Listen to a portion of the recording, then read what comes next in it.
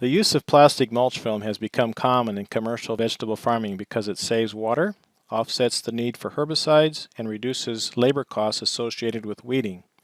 Unfortunately, the end-of-season removal presents challenges for a farm because of the time and effort to remove it from the field and the associated disposal costs.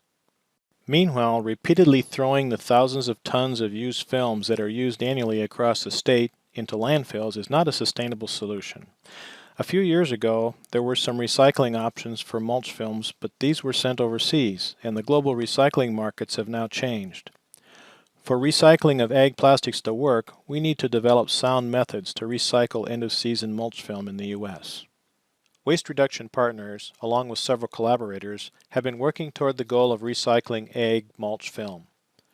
Over the past 2 years, the team has developed methods to improve the efficiency of end-of-season mulch film lifting techniques, as well as the recyclability of plastic film. Again, our goal is to recycle plastic, but recycling plastic has many aspects to it. 3 primarily, and that is to get it lifted out of the field in a way that it can be recyclable. 2, get it to some place to be recycled, and then 3, have a process in that recycling plant that can handle this type of plastic. The team evaluated different varieties of mulch film lifting equipment, drip tape winding equipment, and mobile baling equipment during the first year of the project. Our equipment partners included Crop Care, Kenco, and Andros Engineering. By the end of the first year of the project, Waste Reduction Partners concluded that farms were able to save roughly $125 per acre in labor costs by using these methods. But within 25 acres of lifting, you're going to have enough of labor savings to pay back on the machine. Absolutely. So, for a smaller guy, that might be a 2-3 year return on investment, but it's going to last a long, long time as well.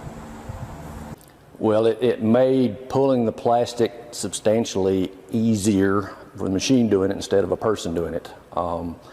It made a cleaner field as far as pulling the plastic, retrieving a majority of the plastic out of the field. Downfall would be you're only doing 1 row at a time, and it takes extra time, so you have to allow for that. It takes longer to get the job done versus just cutting the plastic and then using a large labor crew to pull it by hand. So, okay. Works great for the drip tape. You can pull 7 to 8 rows of drip in one pass as fast as the tractor wants to move, as fast as the operator on the back can retrieve it. With the assistance of North Carolina State University Extension, a series of best management practices were developed for improved end-of-season mulch management. If you don't buy a piece of equipment and you're a farmer, you can still reduce the cost of removing your plastic and even taking it to the landfill by following some of these BMPs. Overall, the project has successfully demonstrated a clean, efficient, and cost-effective approach for growers to lift and pull ag plastic films from their fields. With less dirt and easier handling, these mulch films will be recycle ready when markets rebound and domestic recycling capacity catches up to supply.